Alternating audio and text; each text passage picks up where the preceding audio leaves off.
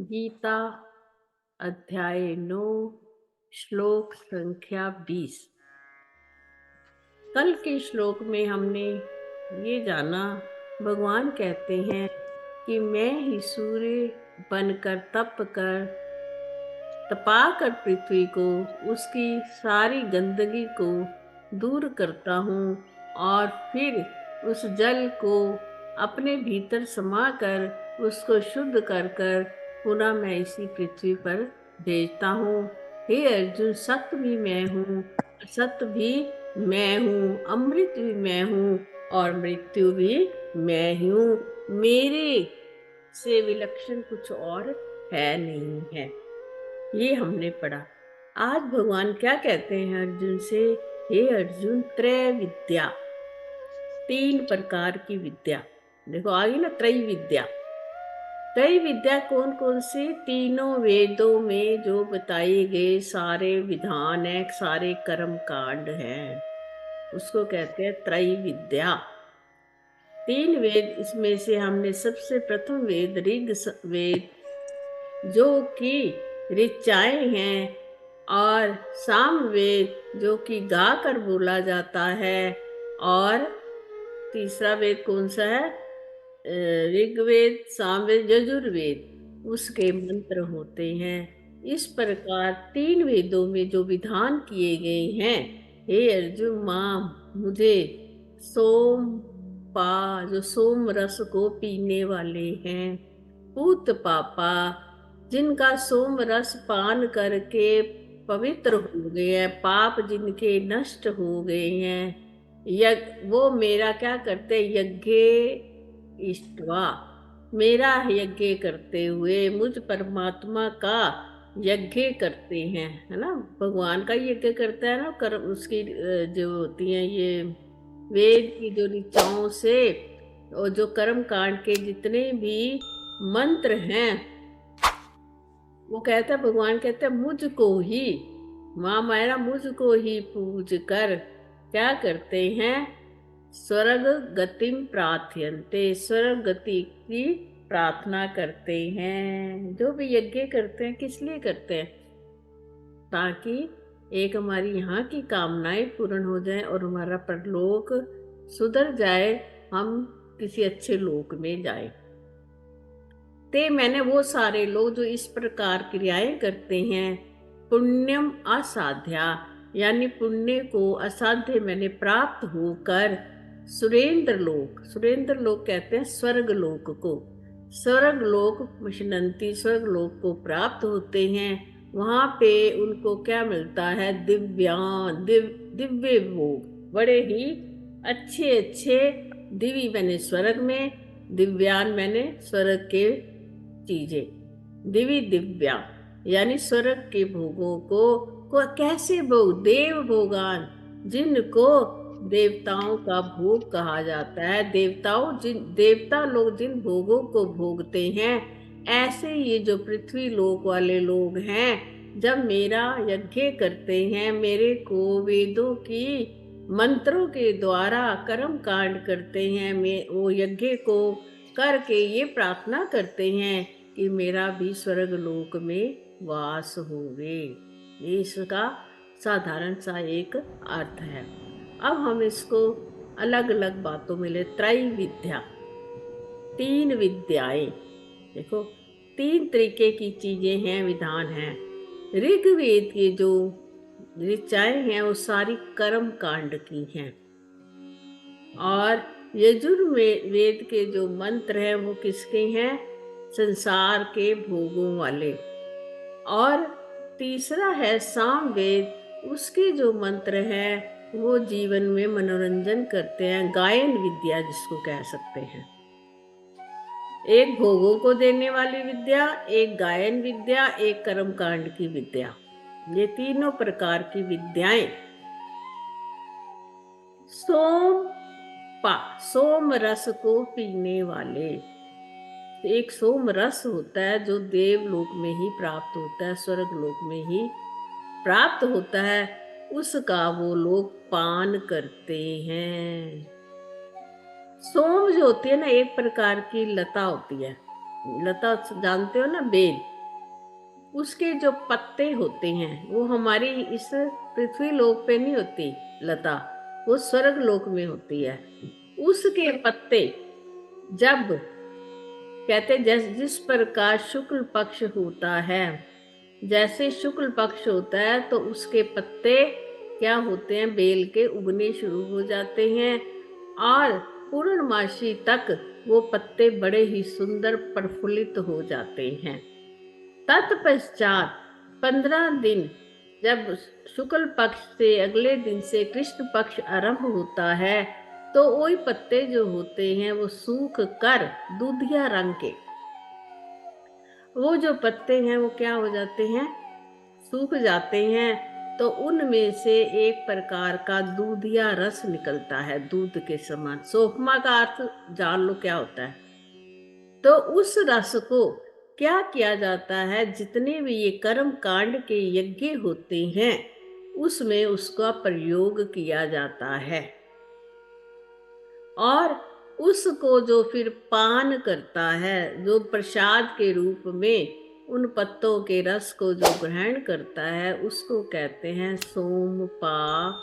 सोम रस को पीने वाले, यानी यज्ञ का जो प्रसाद कह लो, जो कर्म कांड रूपी यज्ञ करते हैं, जो हमें स्वर्ग की ओर ले जाते हैं, उसका जो पान करते हैं, उस सोम रस को पान करने से पूत पापा, उनके सारे पाप नष्ट हो जाते हैं और वो पूत हो जाते हैं, पवित्र हो जाते हैं जीव। जो उनका बंधन था स्वर्ग लोक तक पहुंचने का, वो उस प्रसाद को, जो यज्ञ के प्रसाद को ग्रहण करने से उनका जो वो जितना पाप था संसार का वो नाश हो जाता है। और उनको फिर क्या होता है, जब हमारे पाप नाश हो जाते हैं हम कहाँ जाते हैं, स्वर्ग की ओर।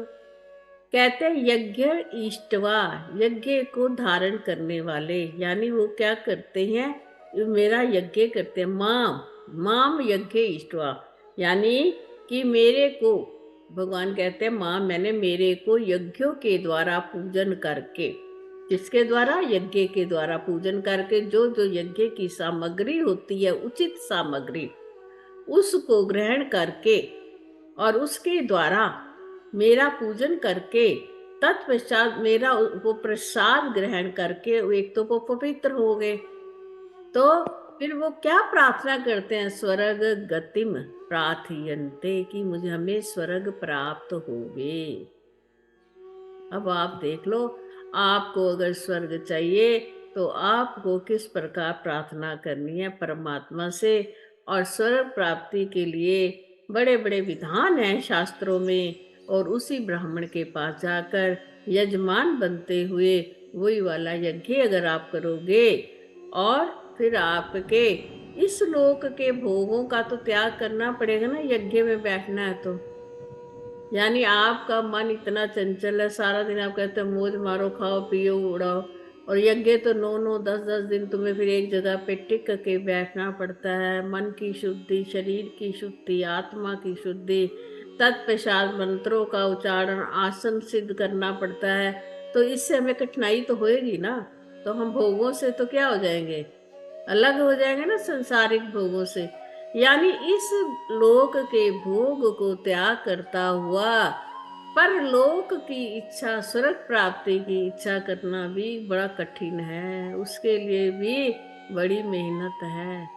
तो वो ऐसा करते हैं जिनको स्वर्ग की प्राप्ति चाहिए होती है।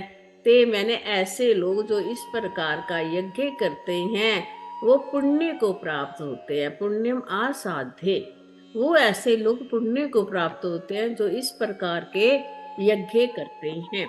तो जब उनको पुण्य प्राप्त हो जाता है तो वो कहाँ जाते हैं, सुरेंद्र लोक, जिसको इंद्र का लोक, स्वर्ग लोक भी कहते हैं। स्वर्ग लोक में आपको पता है क्या क्या होता है, सुंदर सुंदर सब चीजें, क्योंकि देवता लोग भोगी होते हैं। देवताओं का भोग करना ही उद्देश्य होता है। अब देव जिस देव का यज्ञ किया वो उसे अपने लोक में ले आया। अपने लोक में ले आए। जो कुछ वो खाता है, पीता है, जो भोगता है, वो सारे वो भी वही लोग भोगते हैं। जैसे कि मैं अपने घर में किसी को लाऊं, मैंने अपने घर में कुछ जो जो खाना पकाया, जो जो मेरे घर में सब कुछ है, तो जो मेरे घर में भी आएगा उसको भी तो मैं वही दूंगी ना खाने पीने को। तो वो सारे भोग से लिप्त होते हैं देवता। आपको पता होगा भोग बड़े होते हैं देवताओं के अंदर, वासनाएं बहुत होती हैं, कामनाएं बहुत होती हैं। उस लोक में भी पहुंच कर वो कहते हैं सबसे बड़ा प्रधानमंत्री मैं ही बन जाऊं, सभी देवों का देव भी मैं ही बन जाऊं। जैसे इंद्र का आपको पता है, इंद्र की कितना छल कपट करता था। इतना छल कपट इंद्र ने गौतम नारी, है ना, क्या करा। महान गौतम जो थे महात्मा, उसकी नारी से भी सब कुछ कर लेते थे। इतने भोगी होते थे देवता लोग। तो कहते हैं वहां जाकर मनुष्य क्या करता है, फिर यहाँ के भोगों को छोड़ा और वहां के भोगों में पड़ गए। पड़े किसमें? भोगों में ही तो पड़े। कोई ऐसा तो नहीं कोई नई चीज मिल गई। यहाँ के भोग थोड़े उससे कम थे, वहां के दिव्य भोग थे और भी बड़े चमत्कारी भोग जिसको कह सकते हैं। सुबह उठो, सुंदर सुंदर अप्सराएं दिखेंगी, सुंदर सुंदर नंद उपवन जो इंद्र का है, उपवन है, फूल है, बगीचे हैं, सुंदर सुंदर प्राणी दिखेंगे। हर चीज सुंदर होती है स्वर्ग लोक में।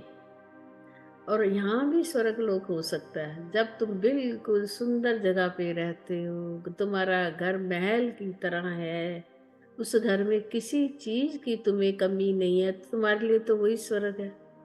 स्वर्ग नरक पृथ्वी पर ही है।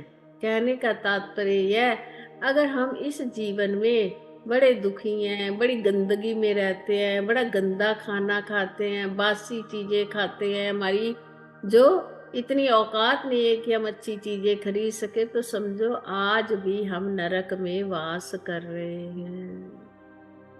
स्वर्ग में वास कर रहे हैं या नरक में वास करें, या अपनी अपने इस रहने सहने के स्तर से भी आपको पता चल जाता है।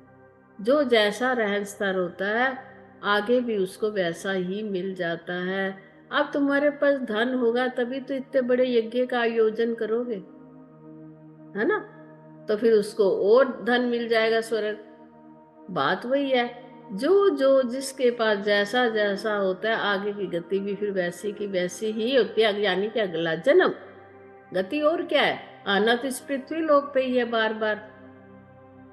ते कहते हैं वो पुण्यम असाध्या, वो पुण्य को प्राप्त होकर इंद्र लोक स्वर्ग लोक को मुष्णंती प्राप्त होते हैं। वहां पर वो क्या करते हैं, स्वर्ग दिवी मैंने स्वर्ग लोक में दिव्यान बड़े ही बड़े बड़े भोगों को, जो कि देवता लोग भोगते हैं, देवों के लोक में जाकर देवताओं के भोगों को भोगते हुए अपना जितने पुण्य किए होते हैं भोग भोग कर वहां पर उनका नाश कराते हैं। अरे अब तुम्हारे पैसे खत्म। कौन सी पूंजी थी? पुण्य रूप पूंजी। वो पुण्य रूप पूंजी जिस दिन समाप्त हो जाती है तो स्वर्ग का देवता एक दिन भी व्यक्ति को फिर वहां नहीं रखता, भेज देता नीचे, जाओ समय आ गया आपका। वो फिर हमें इसी पृथ्वी लोक पे भेज देता है। और इस प्रकार घटी यंत्र की न्यायी जीव जो होता है वो इस मरण और जन्म के चक्कर में पड़ा रहता है, पाप और पुण्य के चक्कर में पड़ा रहता है, मोक्ष की प्राप्ति नहीं कर सकता। जबकि सबको सबकी गति क्या है, परम गति प्राप्त करना। गति बर्ता प्रभु साक्षी निवासा शरणम सुवर, प्रभुआ प्रलय स्थानम निधानम बीजम अव्ययम। भगवान ने कल कहा था तुम्हारी गति क्या होनी चाहिए, मुझ तक पहुंचने की होनी चाहिए, मिनिस्टर तक नहीं पहुंचना, प्राइम मिनिस्टर तक पहुंचना चाहिए, इतना लक्ष्य होना चाहिए। अब मिनिस्टरों ने ही हमें अपना दे दिया तो हम उसी के गुणगान गाते रहते हैं। और फिर क्या होता है, फिर इस पुनः ही इस संसार में आते और जाते रहते हैं। हर